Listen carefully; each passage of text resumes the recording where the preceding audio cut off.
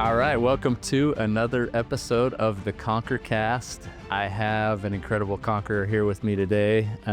This guy's not just a friend of mine, not just a coworker, but he's family, and not through blood, but through marriage. And I'm grateful for him in my life. He's married to my oldest niece, Cambry, and this is Tyson Blackner. Tyson.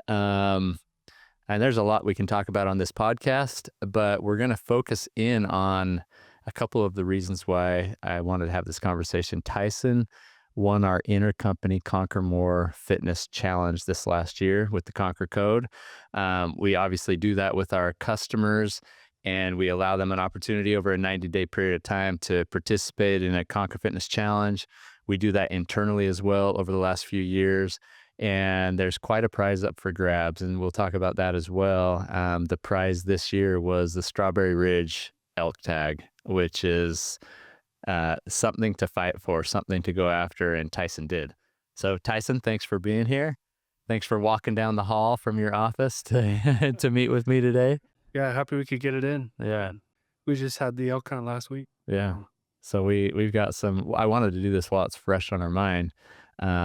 I've actually been able to go on 2 elk hunts with Tyson. His first, he's hunted throughout his life, and his dad hunts and grandpa hunts, and they've got some cool property down south in Utah that they hunt on. But it was this 2 years ago?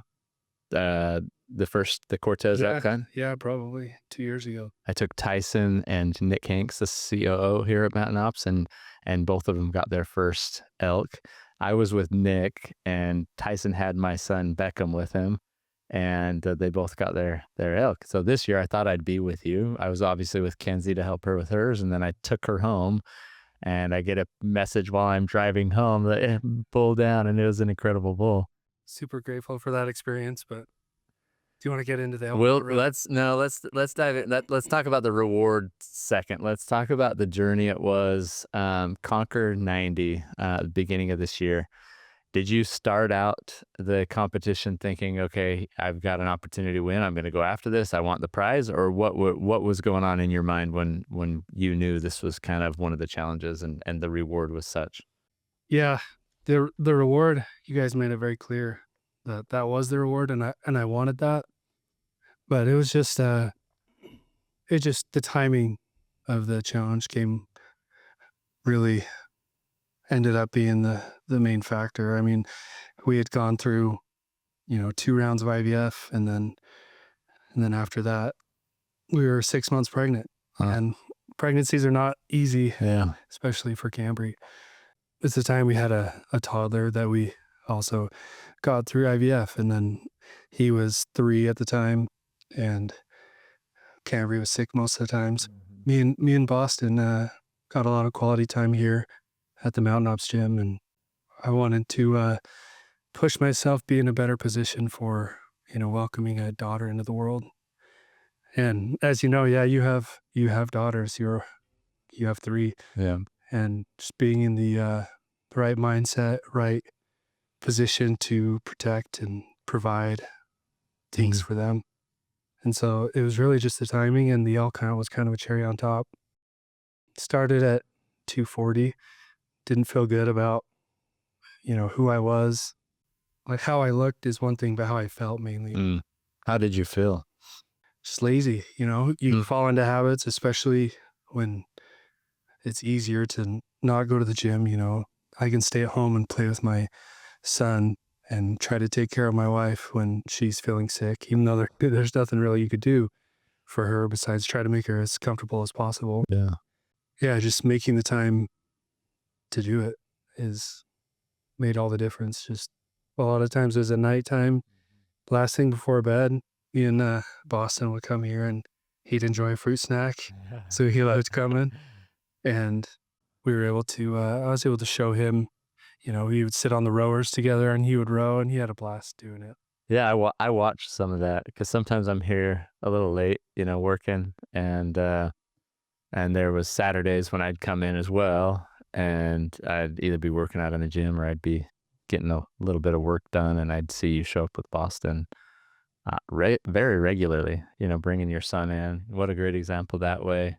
making the time for it. So you were, let's maybe parallel this because you're going after something physically, while at the same, and there's a reward that came. You and your wife are going through a physical battle, probably an emotional, a spiritual battle, mental battle, all these things. Like, kind of, you can kind of parallel those paths that you were on, and there was a reward at the end of each of them for you. And So go back really quick. That you had gone through 2 rounds of IVF with Cambry, and that was in January when we started the competition. She was pregnant. Yeah, she was pregnant. So we had started IVF the year before, kind of around March, April. That's our only option to have kids. We can also adopt, obviously, but to have our kids, that's the miracle that we have to try to go through. And Yeah. it's very draining, emotionally, mainly because you, step one, you're so optimistic, you get 15 eggs and maybe only half of those survive the next day. And then 2 more days after that, maybe half survive that stage. So by the time you get to the last stage and embryos that you can implant, it's just draining, just watching it go, get it worse and worse, and hoping that there's one at the end. It was a miracle. Luckily, we had one at the end, and then we had to do it again and get 2 more.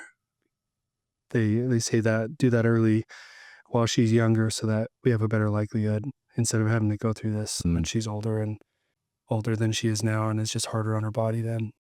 You've got the cutest kids, Boston, and then Livy.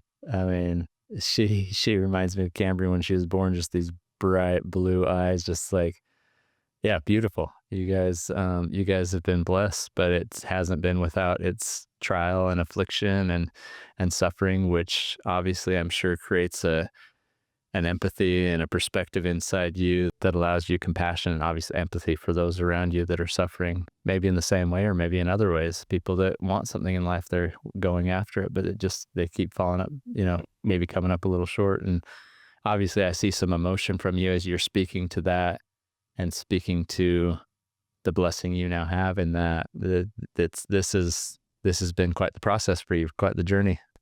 Yeah, I feel like I'm at a better place mentally, physically, and luckily we have this young family. Yeah, they're adorable kids. We've gotten very blessed. Some thoughts that as you're speaking, just throughout that year, of IVF and a pregnancy, you just never know what someone's going through. A lot of the times I'd have a good team here that would check in with me, see how I'm doing, and that team environment and the team around me, like I have to give them a ton of credit because I wouldn't have, made it through all that IVF phase and that difficult pregnancy for Cambry. We wouldn't have made it if we didn't have a team around us and that support. And the same goes with this physical challenge.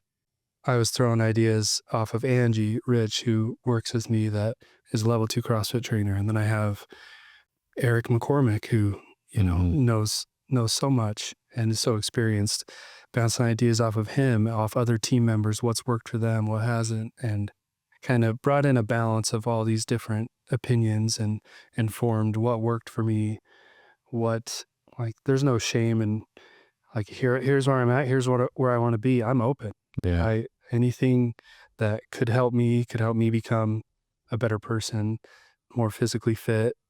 I was open to all those things. So those team members played a crucial role in this. That's awesome. I feel like that's probably, I mean, for most of us, if we would just be open that way, vulnerable that way, letting people know, here's my goals, here's where I'm at, and then going and building a team, I feel like that's the beginning of a really successful journey. And if we would just go about it that way, there's so much that can be conquered and accomplished. I podcasted with Eric McCormick, and you mentioned him being one of your coaches along the way. I podcasted with him a couple weeks ago, and he talked about his 5 components of fitness, and the first one is team. So you're hitting it on the head. You first surround yourself with the people that want good results for you, that understand the desires you have, and then maybe can pitch in where you need their help along the way. And Angie and Eric and others here on the team supporting you on that physical journey, while you have team members here and family at home supporting you and your wife on that physical journey that you're going about as well. Yeah, team is everything. I've always said that there's in my life, there's been no success without connection to people, to team.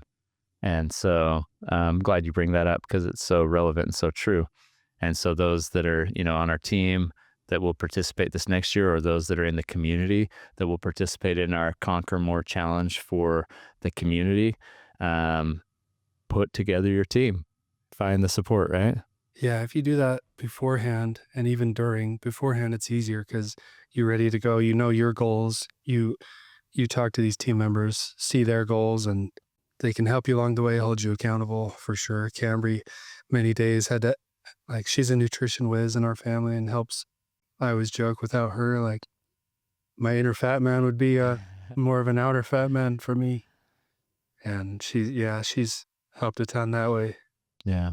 So you guys have gone through a lot, and it was affecting so many aspects of your life, and you just felt drained, you felt lazy, you felt this or that. And then there's this opportunity, and you kind of felt like, hey, maybe this is the platform I need to use to get back on track. Is that kind of where your mind was at the time? Yeah, I kind of made this decision that I need to learn how to build discipline for myself and change my mindset that I can become dangerous, as Jordan Peterson talks about, and become a father and a husband that goes after their goals and can put a team together, build the discipline, put a plan together and follow it. You know, that the action behind it is where I've always fallen. I've gotten 3/4 of the way there, and then that fourth quarter haven't been able to close. Yeah. And I didn't want that to define me and feel that hanging over my head that, like I said, I was going to do something, I'm going to finish it. And that was really my desire, was just to finish what I said I was going to do. I wanted to become more healthy. I wanted to become stronger. And, I've never done any type of CrossFit workout hardly in my life. Playing football, we had a lot of Olympic lifts, but incorporating some CrossFit when we brought on Rich Froning and we had that access to see some of his workouts and programming. It's like, this is a different way. This would help me, come from a different angle and find more of a passion about fitness. And so I've incorporated a little bit of that. That's awesome. And a little bit of other things. Using the Mayhem Hunt app, is that where you're using that, or? So that before they had launched Mayhem Hunt, it was Mayhem Athlete. Yeah. That I had access to. That's cool. Yeah, just mixing that in, it helped me strengthen my knees. I had really bad knees from football. You played college football as a quarterback down at Dixie, right? Was it Dixie at the time? Yeah, it was Dixie State. Dixie State. Yep. Played football down there. Yeah, that was a fun experience. But again, the knees, did meniscus and ACL down there. Yeah. And never really recovered physically from just all the years of getting beat down that way. So you mentioned you're starting this and you're thinking, obviously you knew there was a hunt up for grabs, but you're also thinking of your roles as husband and father and what was going on and being there, being able to keep up and do the things you'd like to do. Was there one that was weighing on you? I mean, to be disciplined and then follow through, I'm sure you were thinking of both maybe, but was there something that was riding within you that was like, this is why I'm doing this. This is what's going to allow me to be more disciplined and to follow through? Because I don't know if you told anyone, here's my goal, or here's what I'm going to win this, or if it was just in your head, I'm just doing this to become better and I'm going to stick with it. Integrity to yourself is really hard in a physical sense, where it's like you can let yourself off the hook pretty easy. I'm just going to eat the donut. I'm going to just do one less rep. I'm going to do. But was there anyone you told hey, hold me accountable, keep me on this? Or was it just internally, you versus you helping you lifting you? What was it? Yeah, no, I definitely, I told a select amount of people that knew kind of where I was and helped me track my progress, because holding yourself accountable, especially when it comes to the dark days, can get difficult. And sometimes you need that extra boost and accountability. So, a few of the team members here and family members that I did tell, and they pushed me and kept me on track because, I wanted to win. Why compete if you don't want to win? Yeah. And I love it. I definitely wanted to go on this elk hunt. My family has hunted southern Utah, and there's a unit down there that just has incredible bulls, incredible elk. And ever since we went to Cortez, to shoot that elk and harvest that elk, I've wanted to do that again. Most people that have been elk hunting usually want to go back. Okay, yeah. It's amazing. It's being out in the wilderness. So I definitely wanted to win, but kind of pushing myself through those hard times. It's all right. We're T-minus 60 days until a baby's here. Then it's 2. Then it's, all this is happening. I want to be in the best spot possible. And then if I can bring home a freezer full of elk, Yeah. that's amazing. That's awesome. And yeah, it was definitely worth it. What was the hardest part of this? What were you trying to go for? You were trying to lose some weight, build some muscle. Like what was the hardest part? Yeah, food. Okay. I started off the challenge when in January I did a 3-day water fast. I'm pretty sure it was trending on social media at the time. A lot of people were trying it, and I was like, why not? And the emotional attachment to food is, I was listening to another podcast, and they're talking about addictions and how in America food is extremely addicting. Yeah. We've got access to the best tasting food that we're all addicted to, and it's not like another addiction where you can just stop.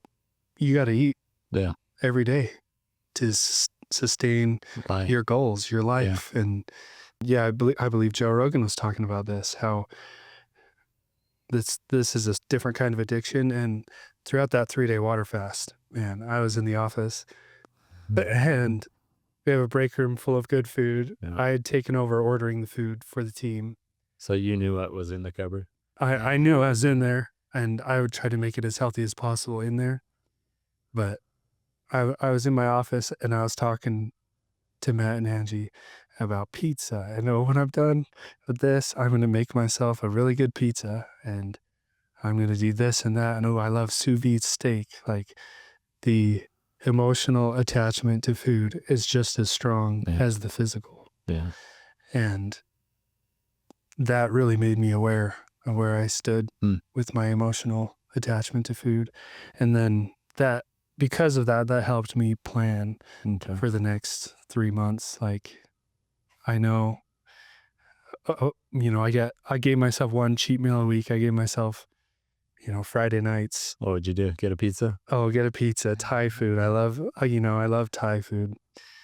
We made some pizzas, threw them in the oven ourselves, the pizza ovens. I love doing that. Yeah. And I love the art of cooking. I enjoy cooking. Yeah. So it's another one of those things that I needed to overcome, or mainly just change my perspective. Oh, I'm going to eat this cheat meal. I'm going to eat it really good, and then I can have something to look forward to next week. But if I do everything that I can in between, then I'll still hit my goals and still retain some of that more emotional connection to food. Yeah. And doing that, I made new food choices that I actually enjoyed more. I've never been a cottage cheese person, and cottage cheese is a real hit right now. But in the office, I started ordering cottage cheese and mix it with Greek yogurt. Thanks to other team members that gave me that idea, and you hit your protein goals, and it's been good. It's awesome. But yeah, it's food is difficult. Food is difficult. And you wrote, so the way this works at Mountain Ops, we kick it off at the same time as our customers. We go 90 days with it. Team members submit photos just like our customers do online. So there's before and afters. There's some check-ins along the way. And then there is there's some essays in the beginning and the end. Kind of what are your goals? What do you want to get from this? And then at the end, like, did you and what happened and where are you at spiritually, physically, mentally, socially? How did this impact every facet of your life, every arena that you play in? And you had some really, really good responses to those. Sounds like kind of just from, even, I don't know. Do you want to dive into some of those? Like, or is some of those, you talk about were there any portions of those essays you're like, hey, this was really important to me because of this?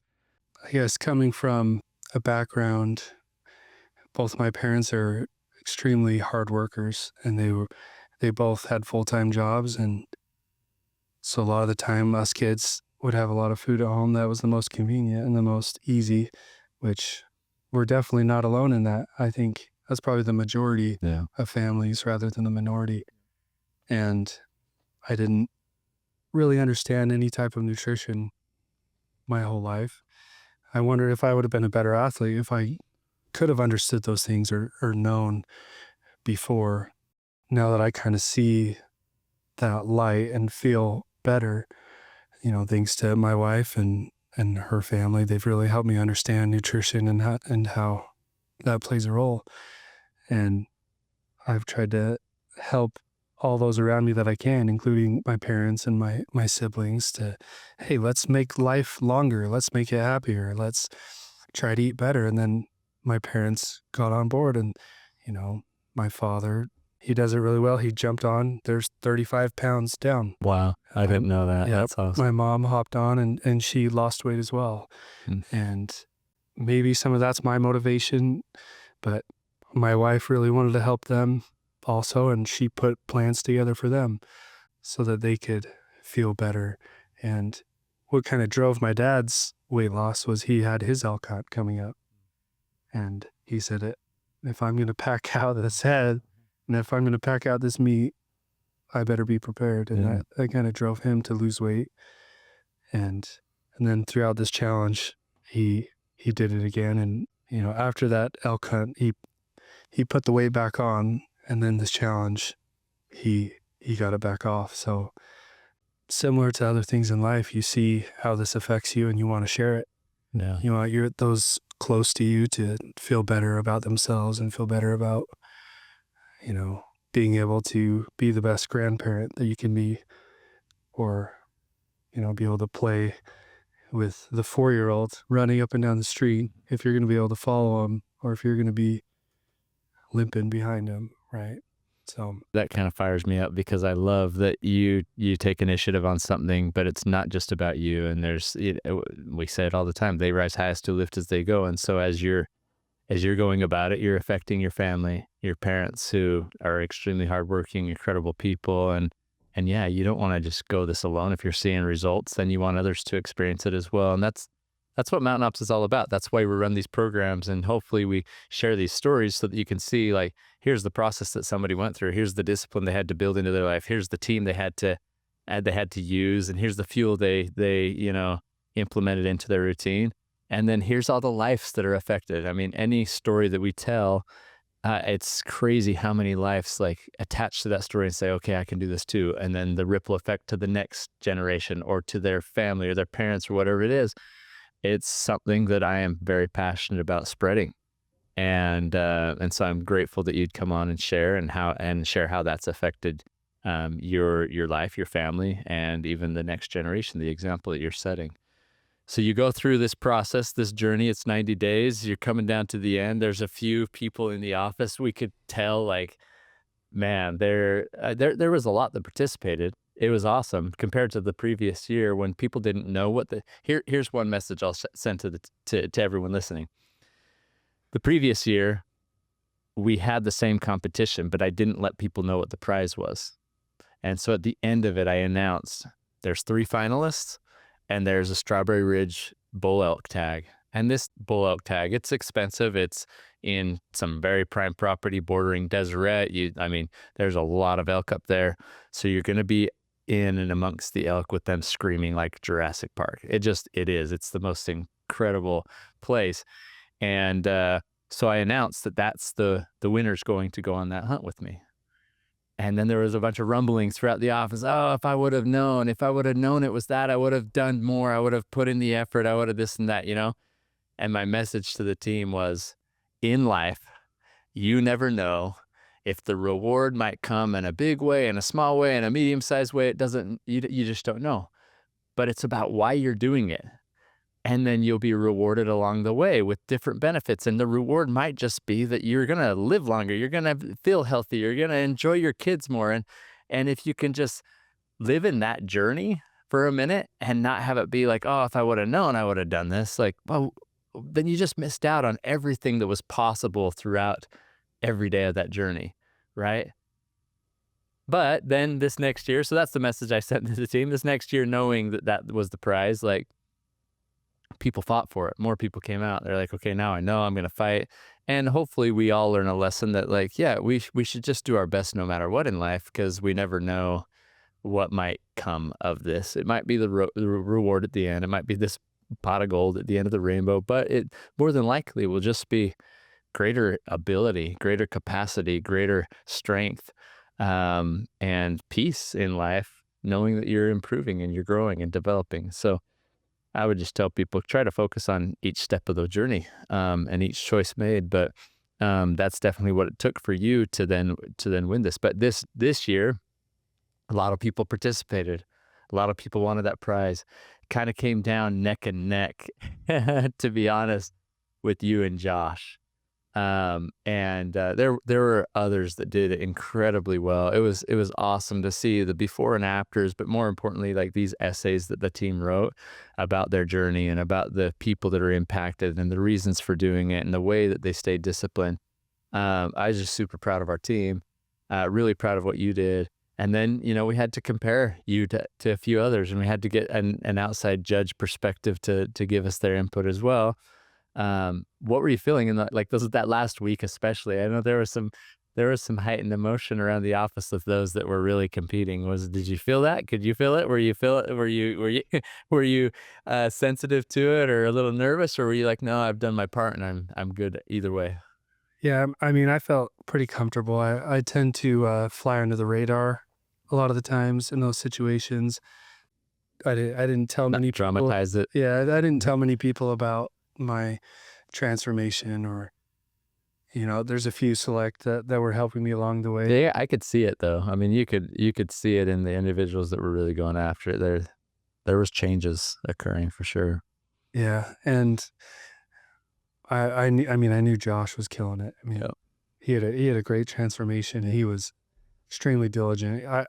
He could have been more diligent than me, and I just edged him out barely. But I was aware that it was coming down, and I'd seen around the office these transformations, and I was hoping I could break into the top 3 and get a reward.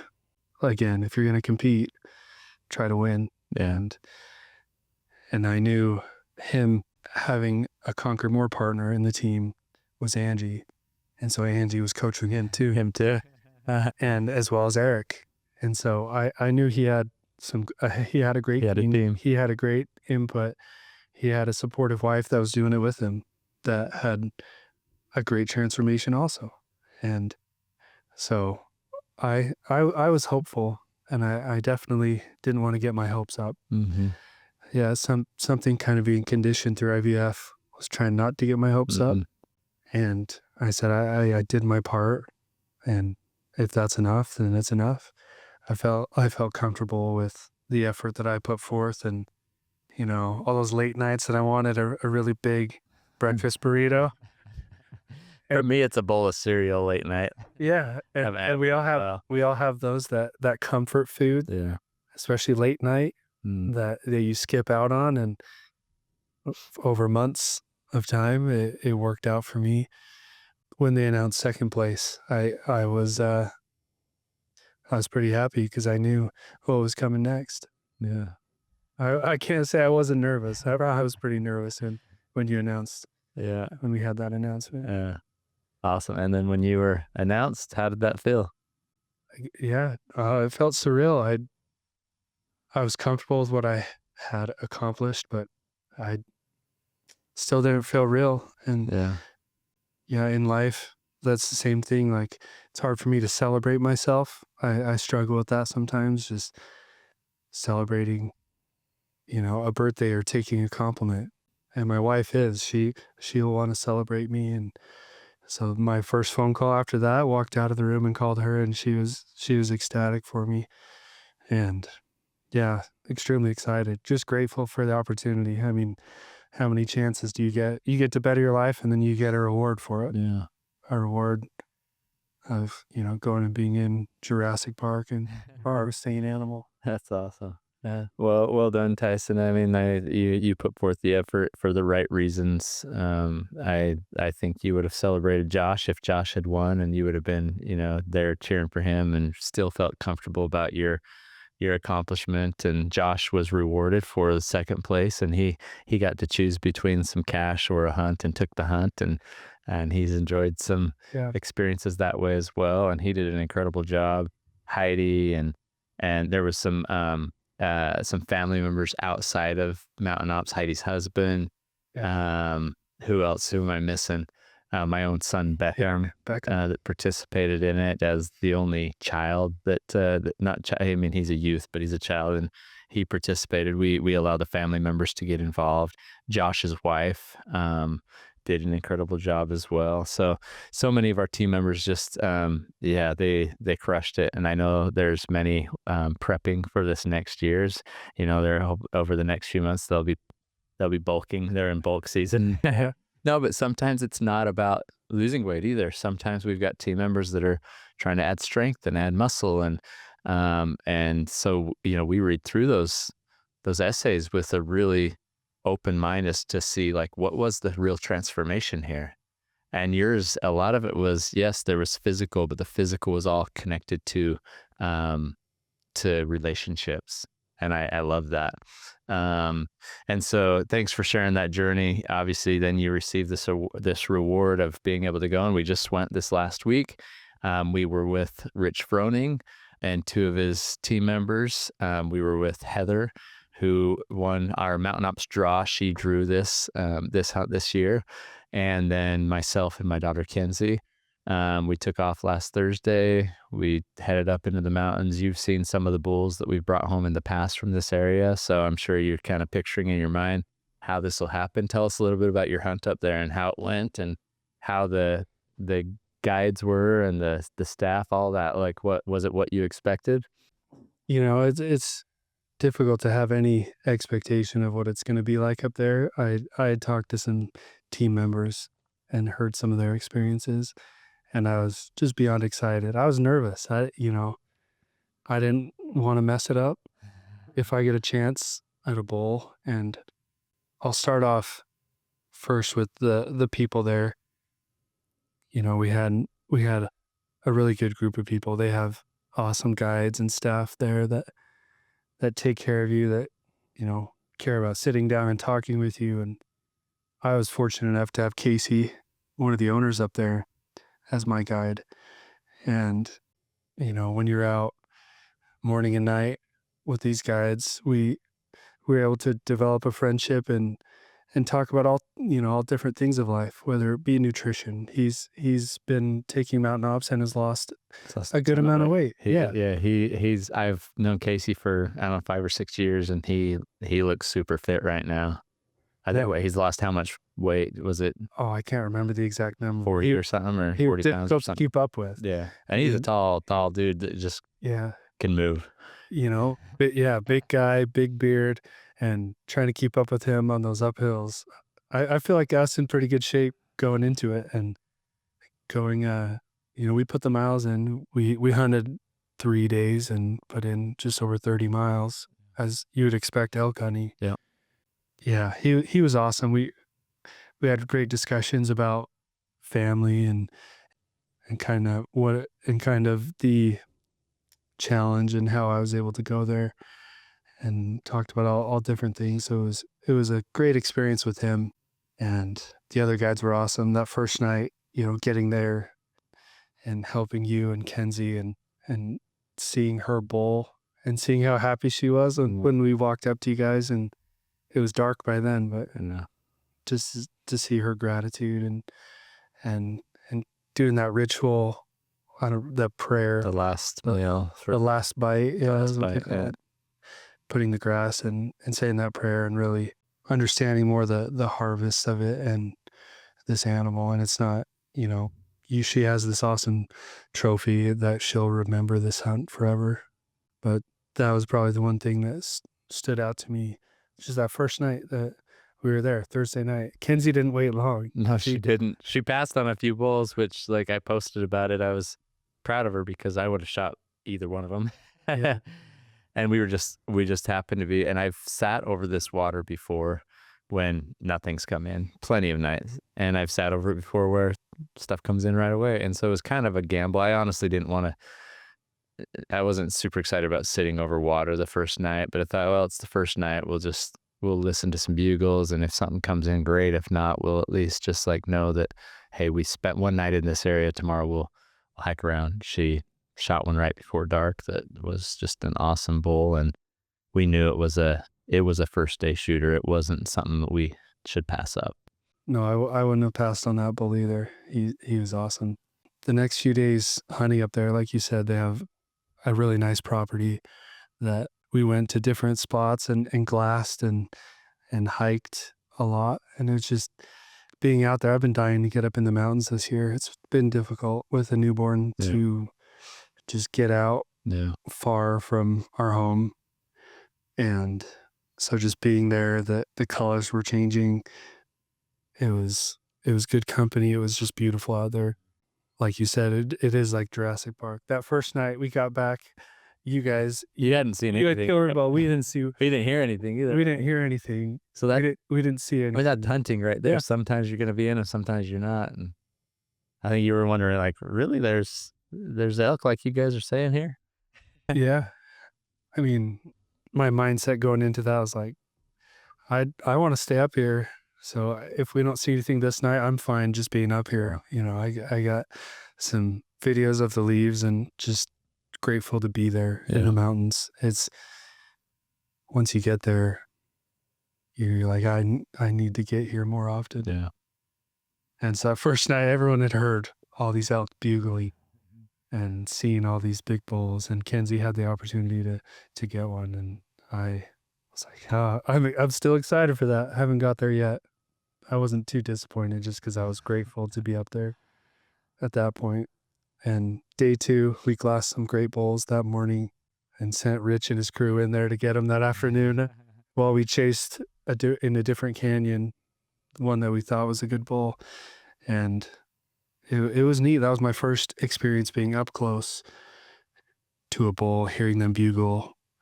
We hiked in, waited for him, then he started bugling, and then we tried to get up to him. The wind wasn't great, but it wasn't too bad, and we got pretty close into him. Cal called, he came a little closer, so I was getting pretty excited, and he ended up getting spooked, and it was gone. But even that was only my second night there, and got that close to a bull. And then it wasn't until that third day, Saturday morning, where we went to the area of the property just that borders the desert. And as we're pulling up, it's still dark out, and the desert's over on that side, and you're hearing tons of bugles, and you're saying, wow, that's pretty cool. And then we hiked in probably about 3 miles, and then we didn't see anything, didn't hear anything up to then, and it was already getting a little bit in the morning. We're like, I hope there's one over on this side. And sure enough, we heard one bugle up above us, but the wind was, would have been right towards him. So we took a full loop around him and hiked uphill around him and snuck in on him. And it was, first time seeing an elk that close, obviously hearing one, but seeing one. I didn't think I was shaking, but Casey said, you were shaking pretty bad. And how close were you guys? So it was about 90 yards was the shot, but he was probably about 70 that first time we saw him, and he came up this clearing, and we saw him, and we knew he was a mature bull, and there was another 5-point just to our left with some cows. So we froze. We couldn't move, or else those cows would have seen us, and they all would have been gone. And this big bull came up to the top of the clearing, and it happened so fast, Mm. and I wasn't ready. He was moving too quick, and then he turned back and went downhill, and we're like, oh, we missed our opportunity at him. But sure enough, he turned around and came back up the hill towards that 5 point. And so I set up and was able to shoot. Were you sitting down, laying down, standing up? How'd you get your shot? Standing up, the cows were looking at us. He was slowly sliding his tripod out just out of his spotter, and he laid his spotter across. And then I just rested on it. So if I would have missed at 90 yards, set up on a spotter, I would have felt pretty bad about myself. And he turned away. He crossed through some trees and didn't have a shot. Then he turned directly away from us, didn't have a shot. I'm like, oh, I can't let him go. And then he turned, quartered away from us, and just stood there. And I said, oh, this is the spot. And one shot, I thought I missed him. Did you really? Yeah. How come? Well, you shoot and you're like, You I don't- hurried and yeah. loaded one other one because they're tough animals. Yeah. I loaded one more and we couldn't see him. And Casey had kind of seen where he went. So we started walking across the clearing and we saw him right there. He had gone 15, 20 yards maybe. And it was down. And was down. That's Yeah. awesome. Yeah, it was best experience I could have hoped for. Yeah. And really grateful that I did That's awesome. get that close to a bull and was able to harvest. And he's a really cool bull. And not It's 7 by 7 by 7. 7 right? by 7. Yeah. Not Cool. not Devil to- tiles. Yeah. Yeah, those devil's tines are really cool. I get to go pick him up soon, so Cool. I'm excited. Did you Euro that or you shoulder mounting? Yeah. We ended up Euroing, Cool. and I want to put him above my desk here. Good. That's cool. And yeah, I'm excited. That's I'm awesome. gonna have to borrow your truck later. Yeah. I'll go with you. That's awesome. Well, quite the reward. Anything else in that hunt that stands out to you that you'd want to share, or is that Just like on the challenge, the hunt, you feel like you need to earn it. You're out there among some of the toughest animals out there that go through cold and elevation and everything. And after that third day, feeling like, hey, we've hiked around quite a bit. We've had close encounters. Felt like I put the necessary effort in to finally get him and harvest. But it's awesome? Yeah. Well done, man. Yeah. That's really cool. So those listening, who knows what our Conquer 90 challenge reward will be. Usually it's a check. Usually there's other stuff along the way. Maybe we throw in a hunt. I don't know. Like you just never know. But anything out there that's going to improve your life, that's going to push you, that's going to allow you to experience growth is worth going after. And the rewards are many. Tyson obviously got the reward from this challenge as well, but the rewards along the way were many, and a lot of them had to do with your family relationships. I guess if there's one thing that I'll somewhat end on is the gratitude that I hear expressed from you along the way, and that, in my opinion, makes all the difference. When there's somebody that has an attitude of gratitude, you want to reward that person. You're grateful for the reward of that person. Likening your challenge physically in the Conquer More to your challenge that you've gone through with your wife with infertility and going through those struggles and those battles. And, maybe it always has felt like a climb, and why is it so easy for some? And for us, it's this. I just feel like watching the two of you, there is a sense of gratitude that I can see because of the work you had to put in to receive the reward. And that in and of itself is quite the blessing, because when things can come easy at times, you forget about where these gifts come from, or you forget about the strength that can come through a struggle. But I don't see that at all in you. I see you as a very empathetic individual, your wife as well, that understands like sometimes life is hard. And sometimes you have to go through things that don't always make sense. But you mentioned with your physical, but I'm content. I'm comfortable with what I've done, and I'm just grateful, and if I don't shoot something the first night and it came easy for one person and I didn't even experience any of that, like I'm just grateful to have taken some pictures of some leaves, or to have been up in the mountains when I haven't been in a while. Like, I would challenge everyone listening to take this kind of stance in life and to approach things in that way, so that no matter what the reward, you're content, you're comfortable with the result. And that's incredible, man. So appreciate that example. There's a question I like to ask a lot of people is, I don't know if I've asked it every time, and it doesn't matter that I ask this every time, but I'll ask it of you. When all is said and done, as a conqueror in life, how will you measure your life? My family. I mean, that's the clear thing that stands out in my mind. How will Boston live his life, and Livy, and maybe some more children? How they look at me. Was I a good father? Was I a good husband? Did I do everything in my power to accomplish my goals? Did I have goals? Did my kids know I had goals? Those examples that I can set for them, well, eventually they'll remember those. And yeah, the only thing I could hope for is setting a good example for future generations when I'm long gone. That's awesome. Yeah, that's all I got. Very cool. Well, this has been a podcast about conquering. I feel like with gratitude, with perspective, conquering so that the generations that either have gone before us or come after us are impacted by the life and the decisions that we make in that life that we're living. And that's a great way to conquer. So everyone, hope you enjoyed this episode. Thank you, Tyson. Let's go out and conquer more.